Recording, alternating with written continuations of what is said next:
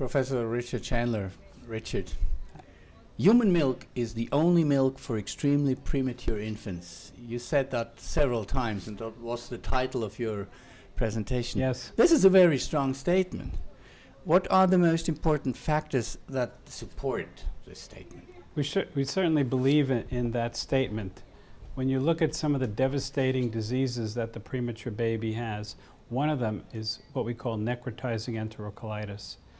Human milk is particularly adapted to prevent or treat necrotizing enterocolitis. Many of the factors in human milk can prevent the pathogenesis of necrotizing enterocolitis, such as oligosaccharides, the sugars in the milk, the factors in the milk that stimulate mucosal immunity like IgA, lactoferrin, cells in the milk.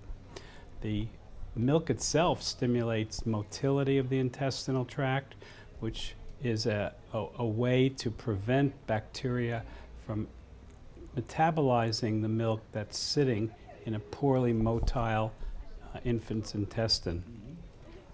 Even if there would be some reason that the bacteria in the intestine try to gain entry into the circulation, there are factors in the milk that prevent the permeability of these bacteria. And when they get in, there are factors in the milk that break down the inflammatory process, prevent it from getting out of hand. So there's overwhelming evidence that human milk is the answer. If mother milk is not available, donor milk might be an alternative. Is it really?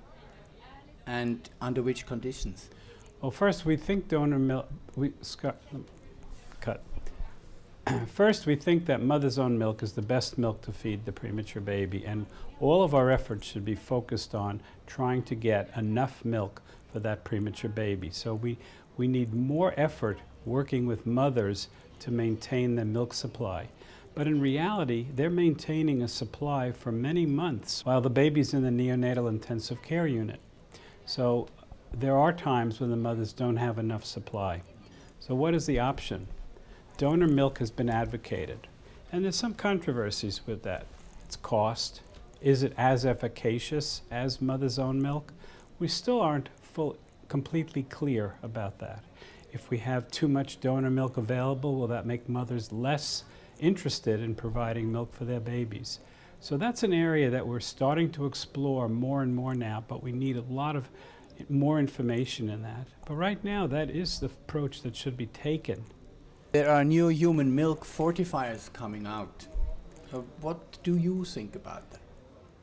Premature babies who weigh less than 1.5 kilograms at birth require that their mother's milk be fortified or supplemented with additional nutrients that contain more protein, more fat, more minerals. These we call human milk fortifiers. Up to now, they didn't provide adequate amounts of protein. They didn't provide adequate amount of specific fat like DHA, which is a polyunsaturated fatty acid. The type of protein that was in the fortifier also was intact protein. And there's some evidence now that maybe premature babies should not receive intact protein, cow milk protein. That may induce inflammation. So the next generation of fortifiers is challenging that by providing more protein, by coming up with hydrolyzed protein sources with DHA in the milk, as well as the additional minerals and calcium that are in human milk fortifiers. And in addition, some of them are coming out with liquid preparations that might make it even more easier for us to mix so we could make more designer specifications for our premature baby.